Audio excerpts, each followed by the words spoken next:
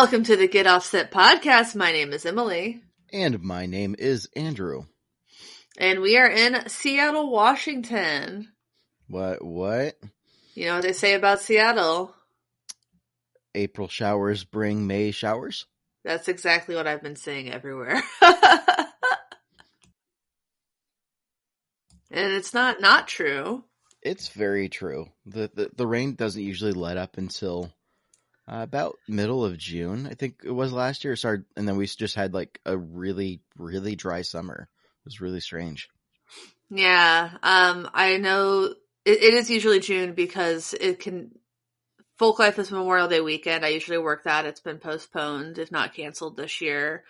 And normally it is just such a weird combination of weather over that 4 or 5 days.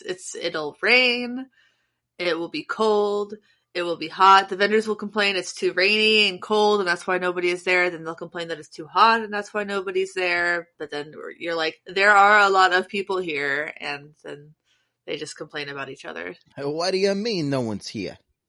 I see them. No, it's the perfect time of year for me to do one of the most dad things I could possibly do. And I almost felt like I should have been wearing like white New Balances while doing this. And it's not mowing the lawn. I did that over the weekend. I didn't buy one of these, and I still know what to call it, but I borrowed it from someone. Like a seed spreader for like fertilizer. One of those like couple wheels, and it's got like the little lever on it, and it opens up the bottom, so you just drop all of the seed and fertilizer, like the weed and feed, like evenly across the lawn. Is it a combine? Is it like a little combine? Maybe. And I've just been calling it seed spreader because it just sounds incredibly funnier than whatever I'm sure it's actually called. Yeah, they might be called. No, what is a combine? Grain goat. Combine is when the NFL sizes up potential athletes coming out of college. I think it might be, because that sounds. What is a Now I really want to know. Combine's actually like a farming thing, but I don't know. I know. I just know what it means for NFL. I know. I grew up in a rural area. A combine is a harvester. Oh, okay.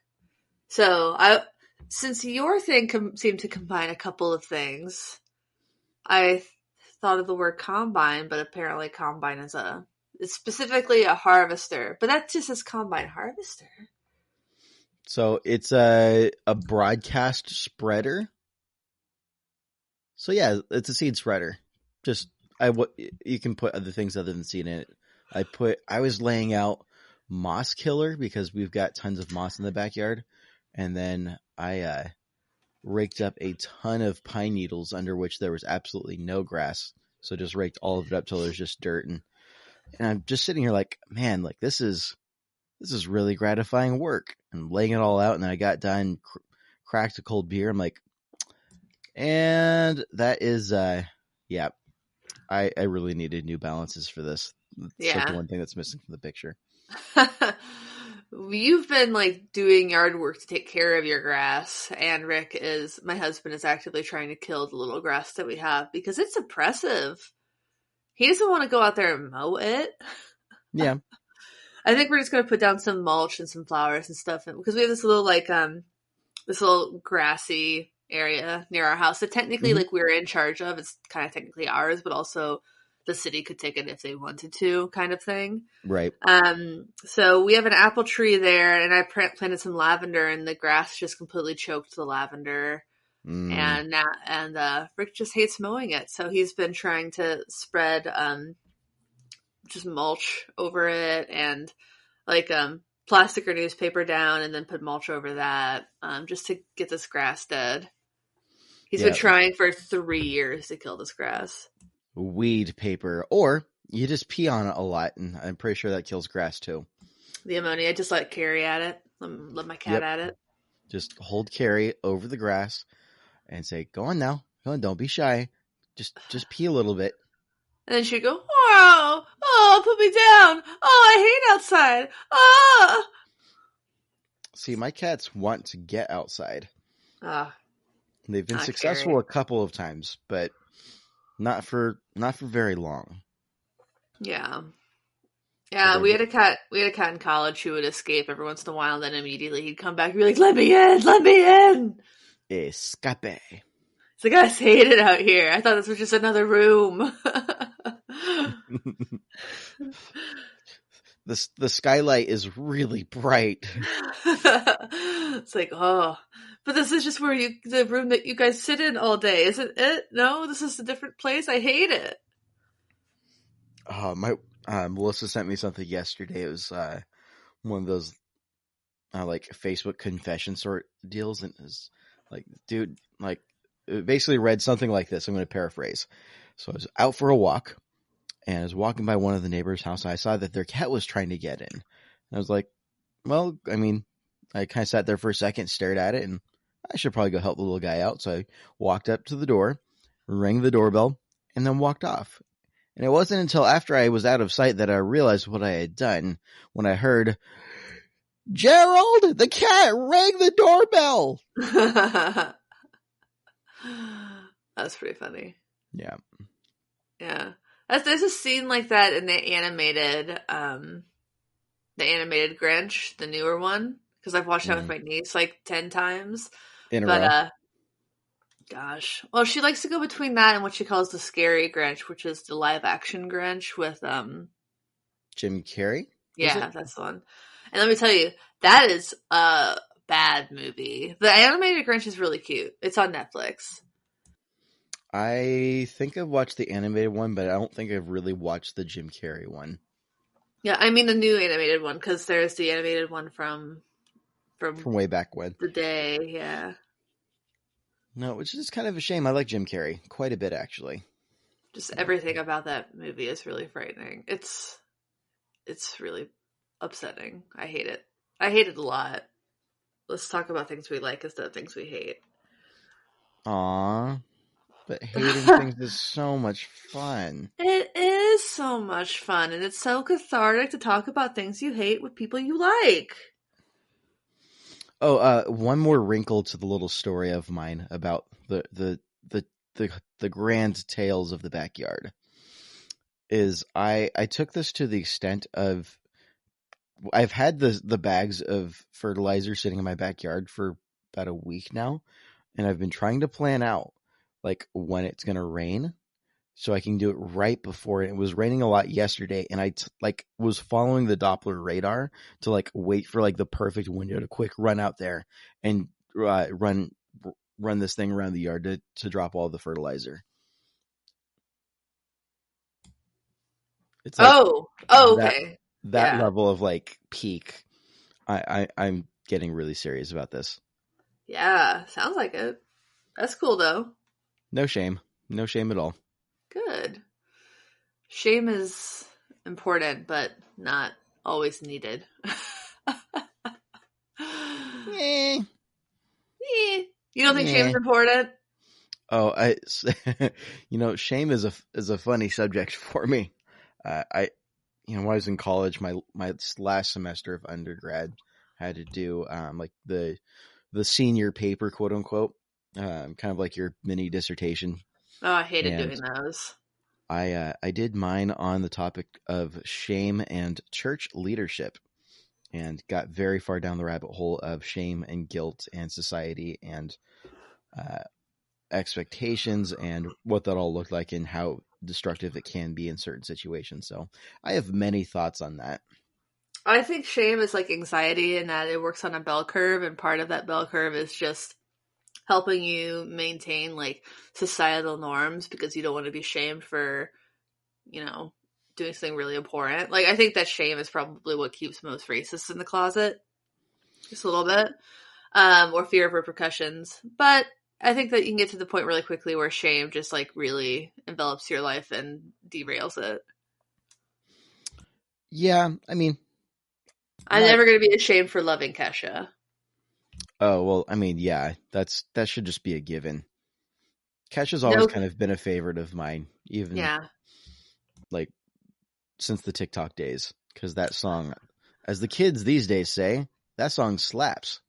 The more I listen to TikTok, the less I like TikTok, but I still love the rest of the record. Like, I think that Your Love is Your Love Is My Drug is a great song, and I love blah blah blah. I should say that TikTok is a very good song. I just would take blah blah blah over it. I mean, that's a relatively fair opinion. I don't know. There's something about that song that just hits I know this is like trashy pop, and I love it. Did you know that P. Diddy is actually the one saying, "What up, girl?" in TikTok? That does not surprise me. I didn't know that, but that does not surprise me. It's like he goes up, watches them, and say, "What up, girl? All right, let's go." I almost had that song ruined for me my freshman year. One of my roommates in my dorm made that his alarm ringtone for every single morning. Wake up in the morning feeling like P. Diddy. And I'm like, no, make it stop like after like a week. Yeah, no, I had a roommate who had a song as her ringtone or as her alarm clock, and I just never wanted to listen to that song again. What's new with you? I have a couple new gear days. A couple? Ooh, I've had a couple new gear days. So first, Old Blood Noise Endeavors is releasing their the Fault V2 pretty soon. Right. And I have gotten it to film a demo, and I love it. Wait, you got it? You got it? Yeah, I got it. Did I just say that twice? Yes. I heard it twice. That is how incredible that this news is. Yeah, it's just really beautiful. It's like this yellowy orange screen print on like a cream-ish, yellowish enclosure. It has sliders for bass, treble, and mids. It has 2 gain stages. One that one has its own foot switch and it's just a gain level. But the primary gain, you can set it to a couple settings, so it's either kind of a light gain or always kind of a heavy gain. And then there's a tone control and a clipping toggle. There's a lot to it, and I've just had so much fun with it. I can't wait to film that demo and release it sometime in this month of May. I just realized I was talking into my mute button, and I'm just sitting here like going, whoa, that sounds rad. Nice. So I'll just say whoa, that sounds rad, and pepper it throughout what I just said. Like pepper it in, like a good steak. Oh, that's so much pepper. You need to pepper a steak until you think that it's maybe too much pepper. I think in post you need to add like several layers of reverb and delay to all of that. The whoa-wows? Yeah, definitely. The whoa-wows. Yeah, hold on. Yeah, so the Fault V2, I've never played a Fault V1, so I don't really know how to compare it. I've seen videos with it though. That's not your fault. Yeah, it's not. Another thing I got was I ordered the Eau Claire Thunder from Dwarfcraft Devices, the Boris Evil edition. So it has a little bat rabbit on it. Bittersweet. Oh yeah. So in case y'all haven't heard, my personal favorite pedal company is going on an extended hiatus. So Ben's going back to art school. Louise got her dream job, and it was just kind of time for them. And it's something they've been planning for a while. But they did one last run of their Eau Claire Thunders, and I got on that immediately, and I'm so glad I did. I spent just a little bit of time with it so far, and it's a very fun Angry Beast. It has this little feedback switch, so it's like a momentary switch. You step on it, and it just sounds so just like angry. Bone crushing. It's like it's very neat. It's hard to explain.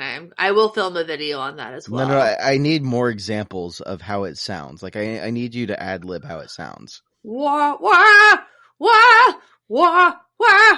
No, that's not. That's a bad No, bad that sounded like representation. Kirk Hammett. We'll circle back to this.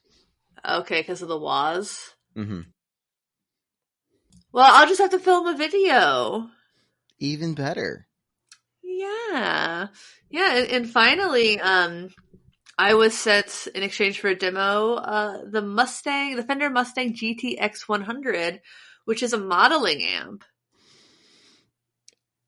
And I'm so torn between going like, ooh, and wait, modeling amp? Yeah, I mean, we can talk a little bit more about modeling amps later, but But tell me more about this amp before we get too far into it. it loud. It it has I didn't count like 20 something more 30 maybe different amp types in it. And you have full control over well obviously master volume, gain, amp volume, bass treble, middle, EQ, and you can add reverb. And then you can put effects before and after the amp. So before the amp start and then in the effects loop. And there are hundreds of those. So everything that you could kind of imagine type wise of an effect, including stereo effects. There's only a mono in, but there actually is an effects loop in and out on the back that's in stereo. It only has I think it's a 15-inch Oh, the speaker. effects loop is stereo? Yeah.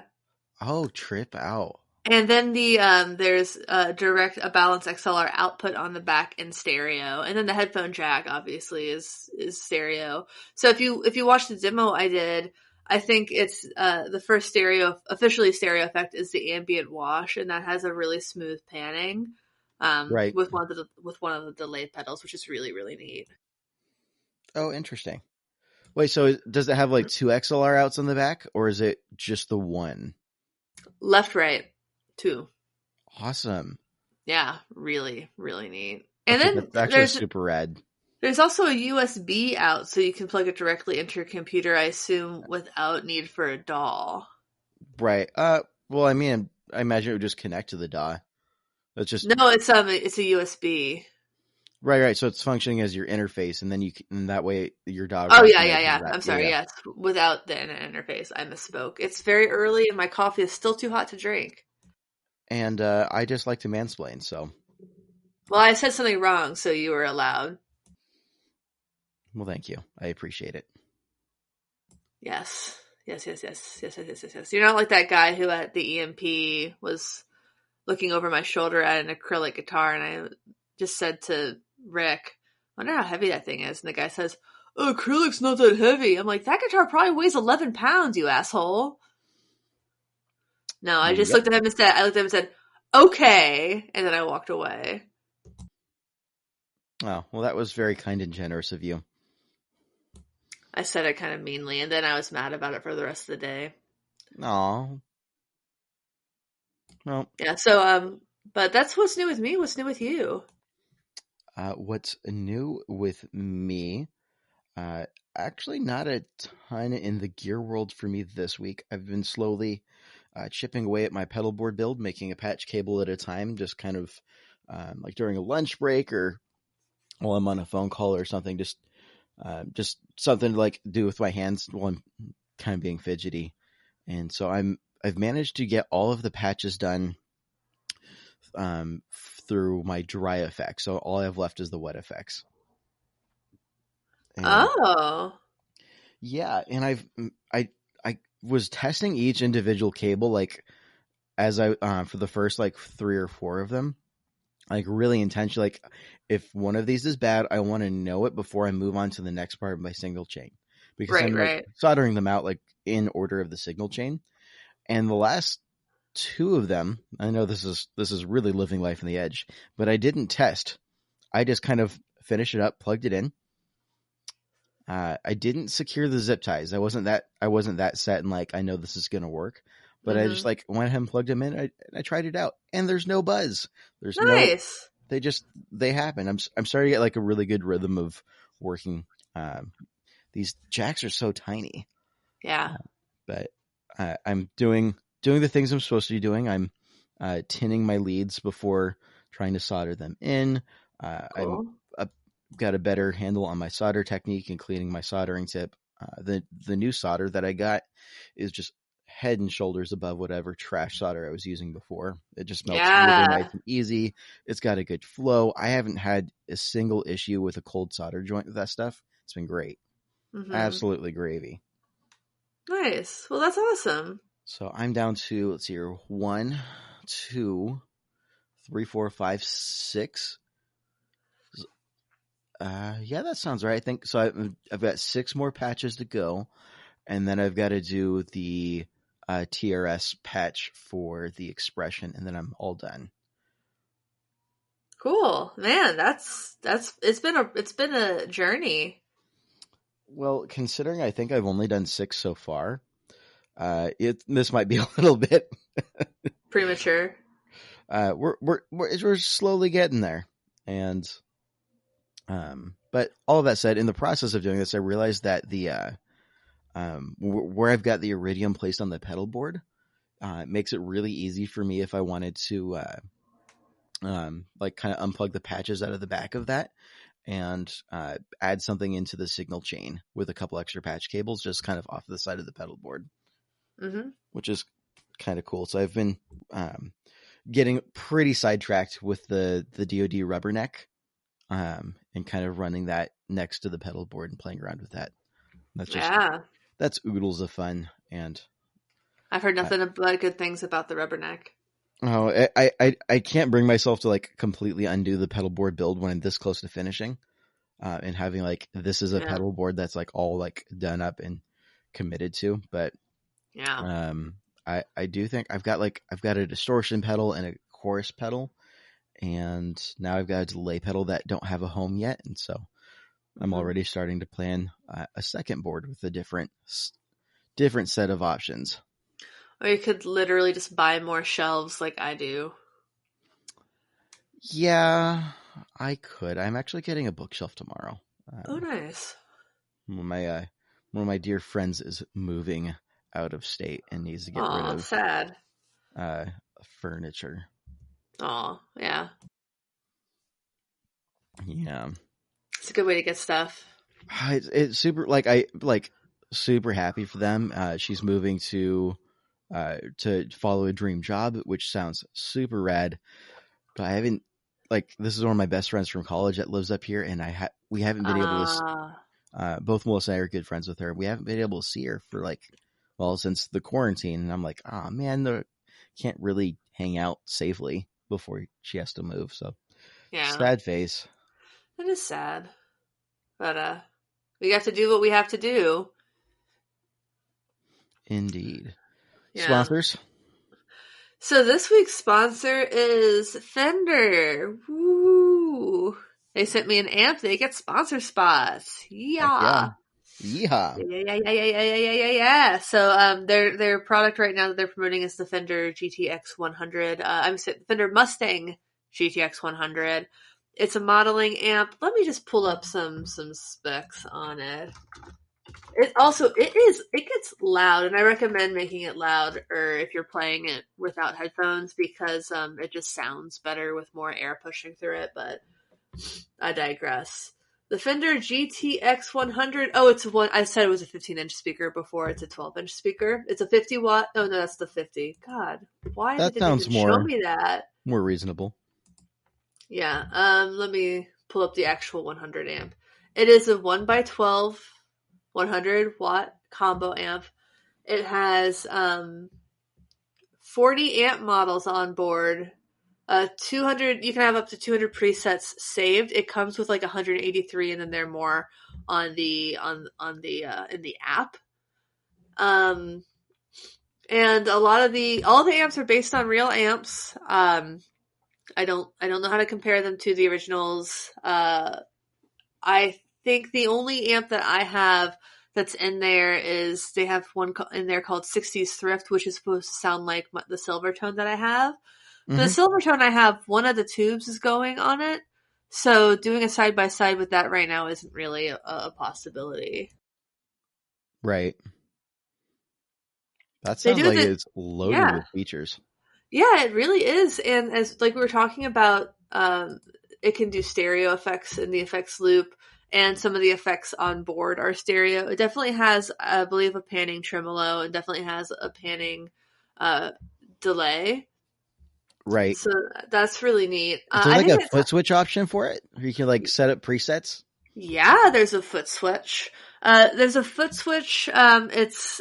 I'm looking at it right now. I think it has five switches. I haven't really dug into the foot switch much, but one really cool thing about it is that it's a looper. Oh, Yeah. So what? yeah, and it has a tuner. So I mean, I think that the Mustang GTX is like $100 more than a Katana, but it comes with a tuner and a looper. I mean, Step aside, Kemper. GTX is here to stay. yeah. I mean, it's a modeling amp, but I think that it sounds. I think some, it's like anything. Some settings are going to sound good and some aren't going to be for me. I like the cleaner settings a lot, though some of the high gain, high compression presets are really cool. I'll publish a video where I went through all of the presets that come with the amp, and I went through all the 40 amp models. So those are two separate videos if y'all want to check them out. I'm really impressed by it. I think especially like the ability to build the effects and the patches in a very visual way is really neat. I think that's really great that it's stereo. I think that one of the features that I think is really really cool is you can create set lists. So And you that's can what I was have gonna ask about. Is like, yeah, ooh, if it's got a foot switch, can you create like presets and like bank up, bank down? yes.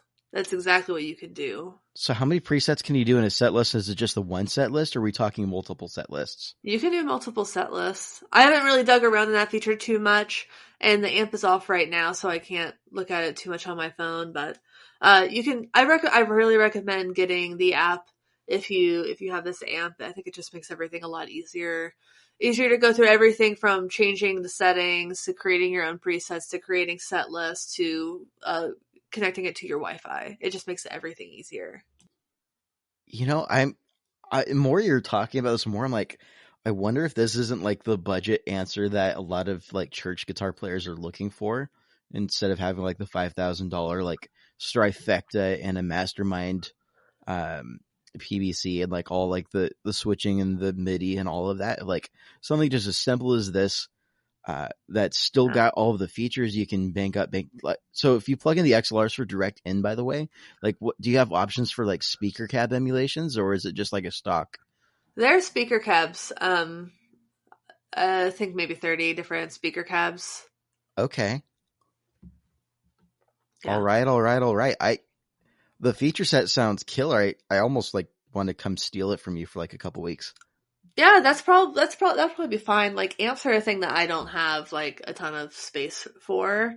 So yeah, probably once I'm done doing all the videos for it. The one thing that I think that the Strifecta people wouldn't like is you I don't know how one would turn off and turn on certain effects in a chain at once. Like during like mid song.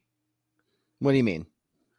Well, like I have parts in songs when I play live with Sunday Crush where I'll hit a foot switch and then I'll just play like one chord just because I want like a really chimey sound because like traditionally that would have been played by a synth player that we don't have.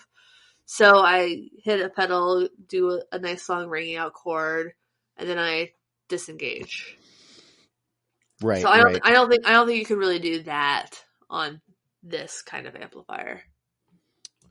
Well, I'll have to play around with it. I'll definitely have to play around with it. Maybe try and put together like a mock set list of like, oh, if I were to play these 3 songs on a Sunday morning, could I get this all like configured in my app, then roll it over to church? Because one of the things that like a lot of like um churches, I think, at least in my experience, have one of the hurdles is like, sure, like it'd be great to have like a direct option for Sunday morning, but then like when you're midweek practice, you got to have an amp, and it'd be Yeah. so rad to have like both of them into the same setup.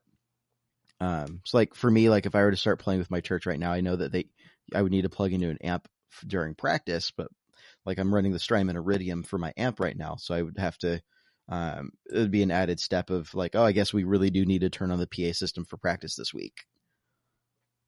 Do you not usually? I've practiced with, or done like midweek practices with churches in the past where they don't just kind of show up, plug in your amp, and just kind of keep it quiet and just run through the songs. And I Wow, guess I've never. it's not the end of the world. I mean, church is a completely different ball game. So I'm just trying to think through. I feel like this would be a really solid solution, especially to kind of combat the urge that a lot of church players have to like spend as much money as possible on a rig. That might not be the most generous thing for me to say, but there's an element of truth in the exaggeration. But without me getting too far into it, I feel like that's a conversation for another day. To very quickly divert, there's something I forgot to mention is one, today is Cinco de Mayo. And yes. Well, today isn't the day that this launches, is Cinco de Mayo. Right. But more importantly, if I dare say, today is Revenge of the 5th, which is the day after May the 4th, and this is being recorded before this. But just so we're getting this all out of the way, May the 4th be with you. Thank you, and also with you, I guess, is how they say. That's how the Baptist fanboys respond. But I just, when this episode drops, I just want everyone to know that I'm probably going to be curled up in a ball crying because the season finale of Clone Wars is coming out on May the 4th. And that's good timing for them. In the second to last, it's been on a Friday release schedule, so the second to last and the last episode are now are being released 4 days from each other, and I'm still recovering from the second to last episode. Like I feel like I'm gonna need a support group after that. It was just heartbreaking on every single level. Oh. So, anyways, I will be curled up in a ball crying, trying to process the end of the season. Yeah, and I'll just be drinking margaritas. That's my goal for today of Cinco de Mayo. For my birthday is Mother's Day this year. I'm turning 31. I'm turning 31 to just complete silence. I was momentarily distracted. You're turning what? 31. Aw. Oh yeah, Mother's Day is in a week. Yeah, my birthday's on Mother's Day this year. Well, happy early birthday. Thank you. I don't know what's going to happen for my birthday, but it's not going to be last year for my 30th, Rick and I went to Chicago to see my friend John and his then fiance, now wife, and stayed with them and met their dog, and we went to baseball games and ate pizza and drank gin, and I turned 30 in a bar called the Scofflaw, a gin bar called Scofflaw, and whilst eating an amazing cheeseburger, and at midnight the Scofflaw passes around cookies that they bake in-house to everyone who's in the Scofflaw at midnight. So it was a very special birthday. And I also went to a Mexican bakery and got one single slice of cake and then took it into a different bar and ate it there. It was kind of me living my best life. That sounds like you living your best life. My birthday isn't for about another 6 months. Yeah. Almost exactly. Just under 6 months. And just under 6 months. Yep. And we will cross that bridge when we get there. Yeah. I'm excited. Rick's been kind of trying to get gift ideas, I think. And I might have said, just ask Andrew. If it's gear shit, just ask Andrew. Dude, I don't even know what you're getting in the mail anymore. Yeah, I know. And I have access to I could totally be reading the emails from like people saying, "Hey, we're sending you this," and I haven't been able to keep up. You're too popular. It's too much to read. I just ask, and then sometimes people say yes, and sometimes they say no, and then I try to do a very good job on the things when they say yes. Indeed, which is a friendly reminder to any gear folks out there that Emily does some super rad demos, and if you need a demo artist, for sure, like hit us up. And when I say hit Yeah, us up, I mean hit Emily up because she does all the rad stuff as far as the gear demos go. thank you, Andrew. That's very nice of you to say. And if you want us to demo particular gear, um, you know, send a very nice little message to the builders, just telling them that you like the channel and that you like the way I do things. Someone sent us an email yesterday, and not yesterday, just the other day, about a particular pedal, and it was just a really nice little email. He's like, I just like it's a confusing pedal, and I like the way that you explain them. And that just really hit me in a very warm place in my heart. Oh, absolutely. I read that and I was flattered on your behalf. And You sent it to me. You sent me the screenshot. I did. I read it. I'm like, oh wow, this is really sweet. And then I was Sometimes you like, need that. well, we probably can't just afford to like just flat out buy it. But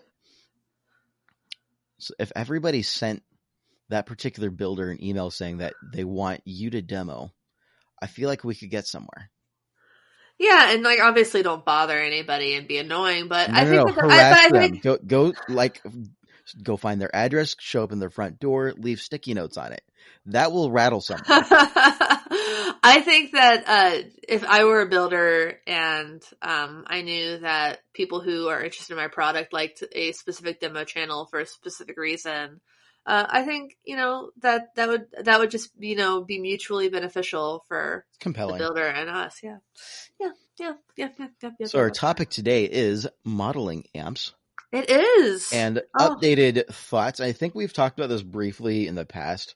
I know, I think we like, might have talked about it in episode 1 very briefly. very briefly, episode 1, I confessed to one of the first amps that I really played through it all was my buddy's Line 6 Spider, Yeah. which there's no way to talk about modeling amps without talking about the Spider series. What about the Flextones series? No, like, there's no, we're already done with the conversation. Line 6 Spider. And you just crank it. You put it on insane. That's the only good channel on there. You crank every single other knob to as loud as it can get. You turn your E string down to D, and you play with one finger. You just noodle. That sounds like metal. That sounds like butt rock, but anyways. I know that's not. Well, maybe it might be butt rock. I don't know. I feel like if you can do that while drinking a Monster, I think we're kind of in that territory. I'm also kind of just attacking former me and my metalcore band from way back in the day. Oh, you gotta be nice to younger you. You know, we did step out of our comfort zone. We did tune down to drop C at one point in time. And that was like, whoa, we're like musicians now. Oh my gosh. I wonder. Like graduated from drop D. Yeah. No, I mean, I remember. I don't remember you talking about the Spider. I remember. My first amp was a Line 6 amp. Oh yeah. Yeah, it was the Flextone 2. And it just had like, from what I remember, just like a dial, and you would just, I don't remember if it was a scroll or a dial, but I remember just scrolling through all the settings, and I don't think that I could, unlike the Mustang GTX 100, I don't think I could like have any input on these presets. Like with the GTX 100, I can be like, oh, I like everything about this, but I want to switch out the large hall reverb for plate reverb or something, and you can do that in the Fender Mustang GTX 100. But I don't think you could do that with the Flextone. Well, I mean, finer tools for finer age, I suppose. Also, I don't really know what a Line 6 Spider looks like. What? Oh yeah, there it is. So if you Google it, you're going to see the newest series, which is the Spider 5, which is actually kind of fun. It's been out for a few years now. I've had a little bit of experience with them. I think one of the things that they've tried to push is you can use the Line 6 wireless dongle to they've got a receiver built into the Line 6 or into the Spider 5 series. So if you've got the transmitter dongle that you get for like $100, then you don't need to do anything else. You just and the reason why I know this is when I worked at Guitar Center, we had a demo unit for one of those, and when it would get kind of late, and if we had kind of a slow evening, and I had already done all the cleanup and whatnot, we're just kind of waiting to lock the front door and kick out the last couple of customers. Is I would just grab a guitar, plug in the dongle, turn on the amp, make sure they're paired, take the E string and drop it down to a D string and just play bone crushing riffs to scare all the rest of the customers out. When I say bone crushing, I really mean like the G string was also a little flat and the E string might have been a little bit sharp. So anytime I tried to like go for like, now I'm going to try and riff on the D minor scale. Yeah. It was just going to sound bad, but very effective at getting customers out of the store. I would imagine. That's a complete lie, because that's what all the customers would do anyways. It was just me doing my I'm a customer. See how you guys like it. GTFO. No. Actually, Line 6 has a timeline on their website. What? They released their first modeling amp in 96. Yeah. They were definitely like in the 90s, kind of getting on that. It was called the Axis, and it was spelled capital AXS? A, lowercase x, capital S, lowercase y, lowercase s. That is stupid. But then they had the floorboard model that was a foot controller for the Axis, and then in 97. Yeah. I ran into an Axis before, and it was just hot garbage. Yeah, I mean, it was first. But for 96, I mean, back in the day. Back when things were way different. So then there's the Flextone came out in 97 also. The Flextone Duo came out in 98, Plus in 98, the Flextone Cab and FB4, the floorboard. Then the AX2 was the upgraded Axis. Then there was the Flextone HD. Oh my gosh. Then they had the Pod in 98 also. And then they started coming out with the Kidney Beam in 1998. Yeah. Before I really was aware that guitar was a thing, and my earliest memories were not yet to be formed. Desktop device. Yeah. So then the Spiders started rolling out in 99 as well as the DL4 did also. I just feel like the DL4 has always existed. Oh yeah. I mean, far ahead of its time from when it was first released, but even now it's still arguably a very relevant pedal. I mean, there's still aftermarket folks who provide service, like replacing the foot switch and service updates for the DL4. I see people who still use it. I see people who use multiple of them for like doing multiple rounds of looper kind of shenanigans. I mean, they're just great pedals. Yeah, seriously. I mean, I have one. I wish I pulled it out more. The only thing that keeps me from pulling that out more is that its power requirements are kind of specific, and I need to always make sure I'm using the correct power supply. Well, yeah, I mean, the early Line 6 pedals were great, and like another great example is the Line 6 Verbzilla. Yeah. It's just a phenomenal reverb. It's just light years ahead of its time, in my humble opinion. Nice. But not to sing too much of the praises of Line 6 just to wax and wane about it, but they were definitely ahead of their time. And then the Spider series, I think, kind of took that to the next level. Yeah. And I say that because that's just the Line 6 Spider I remember, because I didn't really get into guitar until after the age of the kidney bean had realistically passed. Yeah, it looks like the Spider was more programmable than the Flextone was. Depends on which one you got. And there's a whole bunch of different, I mean, we're still in the Spider series, obviously. But all of that to say, I mean, the Line 6 Spider, I think it's like the Spider 3 is the one that you usually see in memes and whatnot that people just trash all the time. Like, yeah, you throw it on Sane and screw you, mom, I do what I want kind of stuff. Yeah.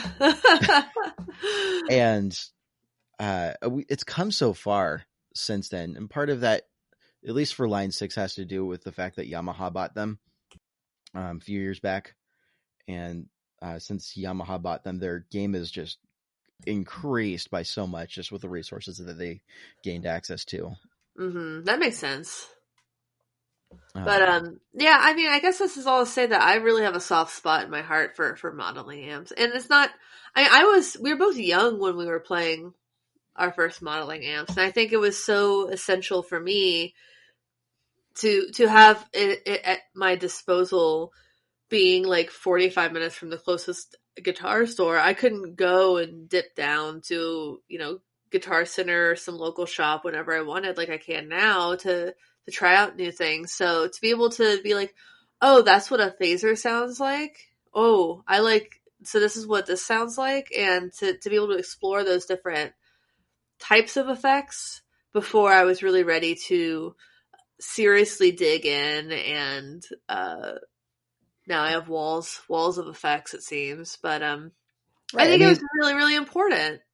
oh, absolutely. I think it served as a really great introduction at one point in time. But the flip side of that is it wasn't really taken that seriously. I mean, it depends on who you talk to. I mean, I know that like Weezer toured with I want to say it was like Line 6 modeling amps at one point. I know oh Nickelback toured has toured with oh maybe not no they toured with a Solid State, not a modeler.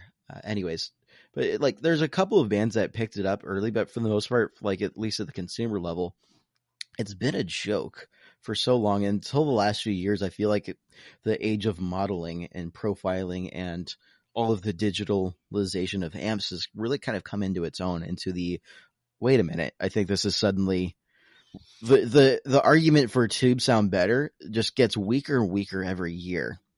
Yeah.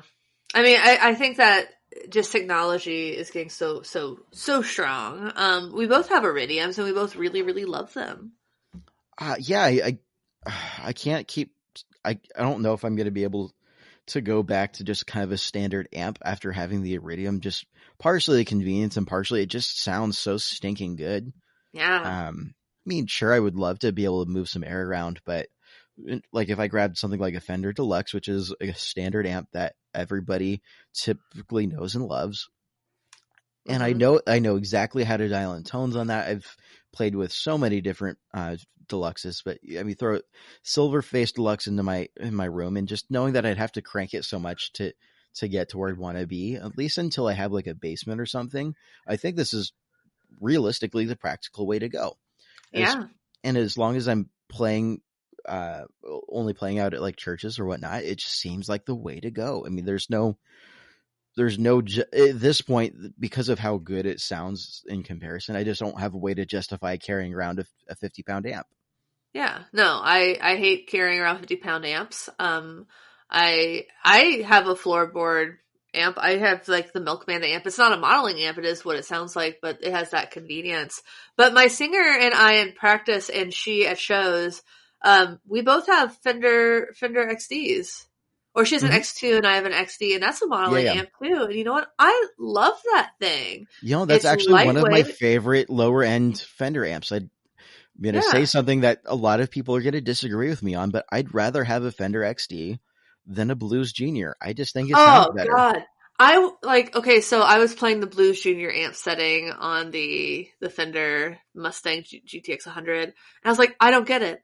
I don't get it. I don't like the way the Blues Junior sounds in that, and I like the other Fender amp sounds, but I don't really know much about a Blues Junior. I know that they were very, very popular, And they but still are. They're at a great price point. They're at a really solid size. They're just loud enough to keep up with a drummer if you're willing to crank it a little bit. yeah. Um, I mean, the XT is small, but it's 40 watts. And then it has all those amp sounds. And then you can put in a little bit of reverb, delay, tremolo, chorus. no, my thing with the Blues Junior is the like just the standard one is pretty meh. If you get the tweed one that's got the Jensen speaker in it, now we're starting to talk. Now you've got a little bit more of my interest, and it sounds decent depending on how you dial it in. But once you Yeah. start to crank up the volume on it, the low end kind of gets flubby, and it doesn't it. it doesn't have like any sort of punch, and it just starts to lose itself. And depending on how you want it to sit in a mix, that's fine. But absolutely, for sure, it does not do like a living room tone of something that I want to sit down and just noodle on and enjoy. Yeah. It doesn't have that kind of flexibility. It's like, this is just something small I can throw in the back of the church and let visiting guitarists play with. And to Yeah. that end, I mean, I'd rather just have a Fender XD for that. Honestly, the 100-watt version of that my old church used to have is just like the house amp. And Ooh, 100 honestly, watts? yeah. So it's the 212 Fender Champ 100 Okay. watt, and that thing honestly sounds pretty decent. You can get some decent sounds out of it, especially if you're just using it as a pedal platform, which The is what. XDs all have two preamps, don't they? Yeah. Yeah. And So they also have that. the XDs typically sound a little bit better, even just like the all solid state 100-watt. I know purists are going to be like, ew, he's gross. But I don't know. If you're just using it as a clean pedal platform, I'd take that over Yeah. Bruce Jr. at any day. At least a Mhm. stock one. I've heard some really great modded versions, but I don't want to have to open up my amp to try and get it to sound good personally. What are those mods, just switching out the speaker? Well, Or sure, you more can swap out involved? the speaker swap, but like more involved mods. And Yeah. um, anyways, all of that to say, I think even amongst high end amps, I mean, there's a level of like some really high end amps where I have yet to see modeling amps and profilers really kind of take on how good some of them sound. And I'm talking like Divided by 13 and Matchless, and like kind of like that upper Yeah. echelon of boutique amps. Benson would be another good one. Every time I've heard of Benson, I've just absolutely melted.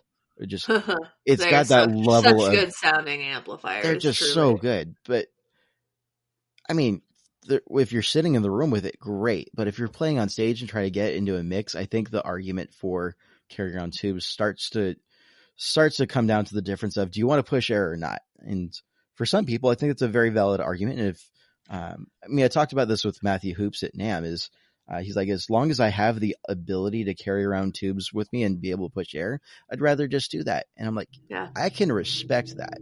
But if that's what I think that's what the argument comes down to, though. It's not.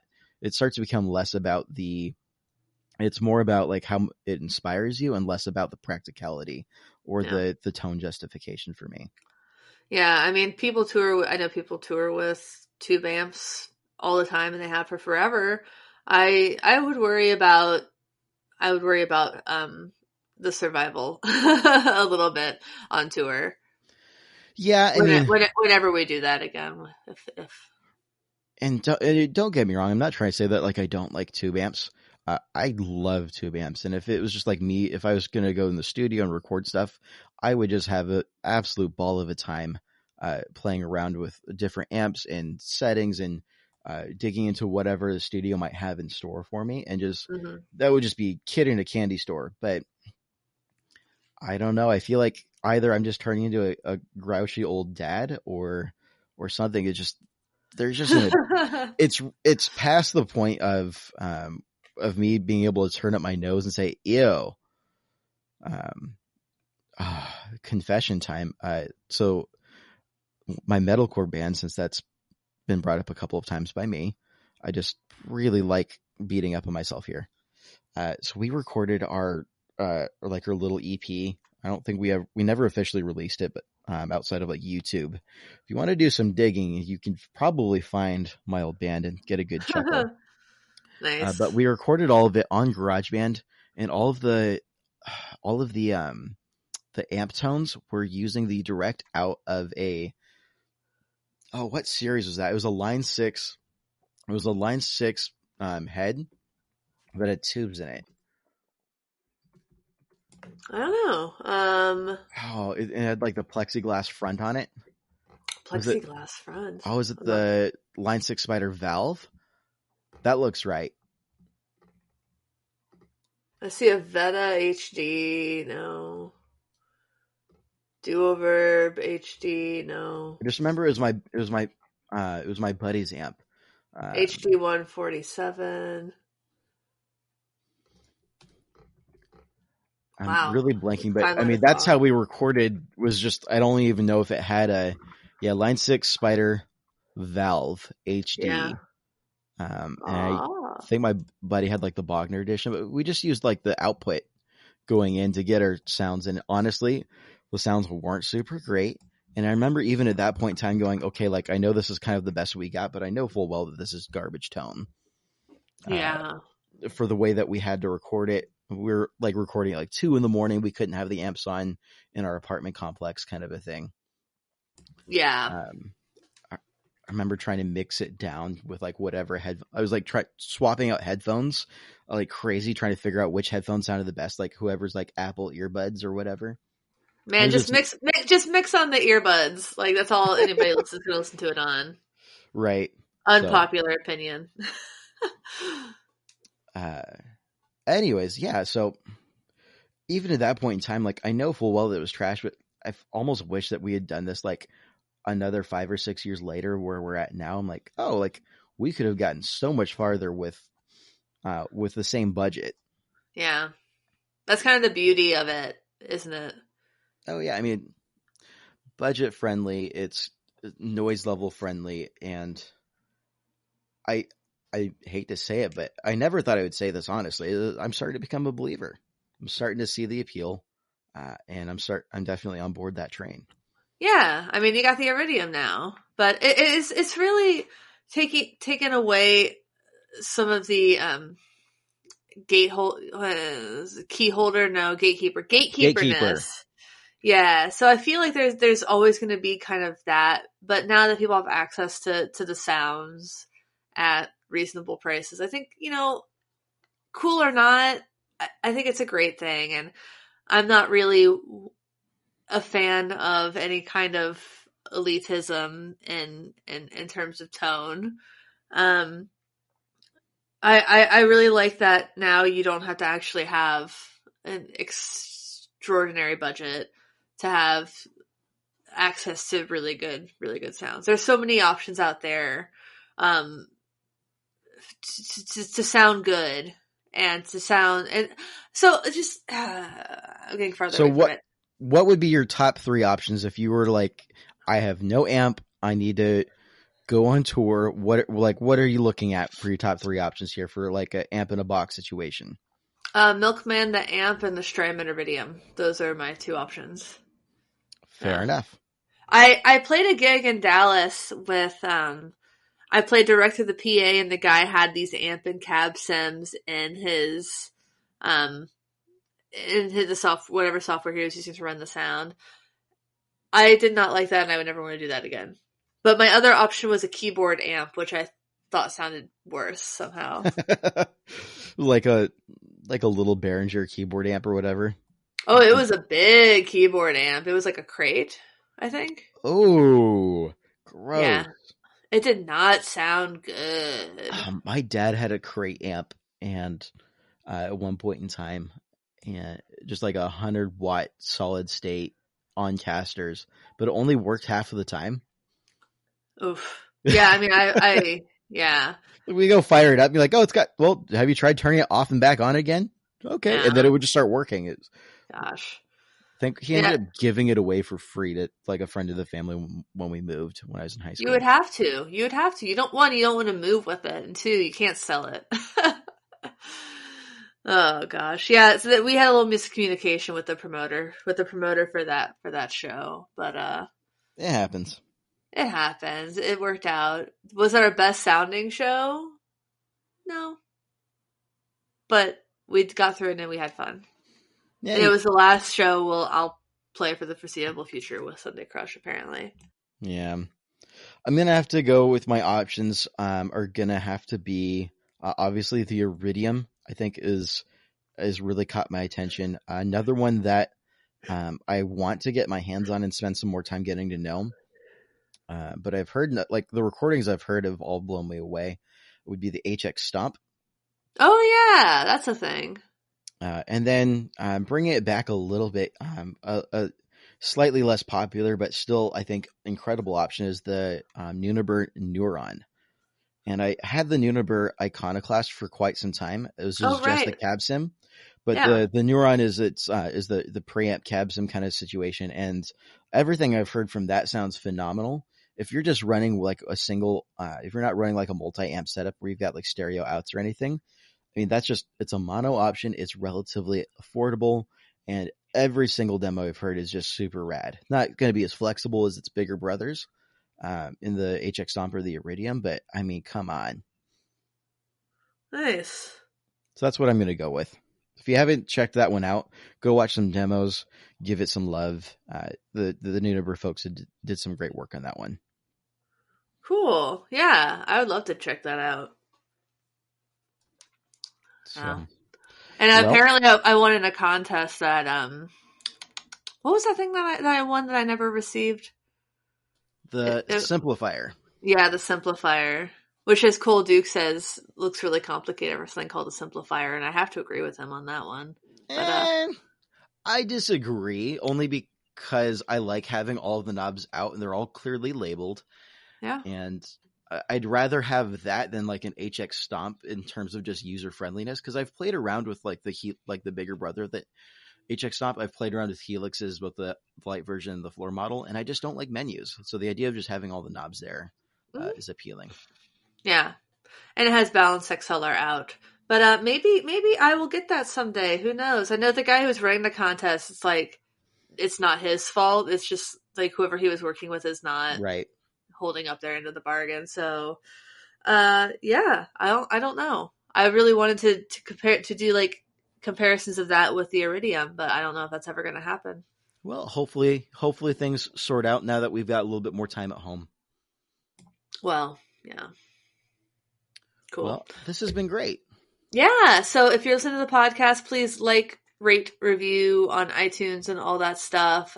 We have merch, though it's taking a little bit of time to ship those out because we use drop shipping for our shirts and stuff. So please be patient if you've ordered a shirt or a hat or anything like that.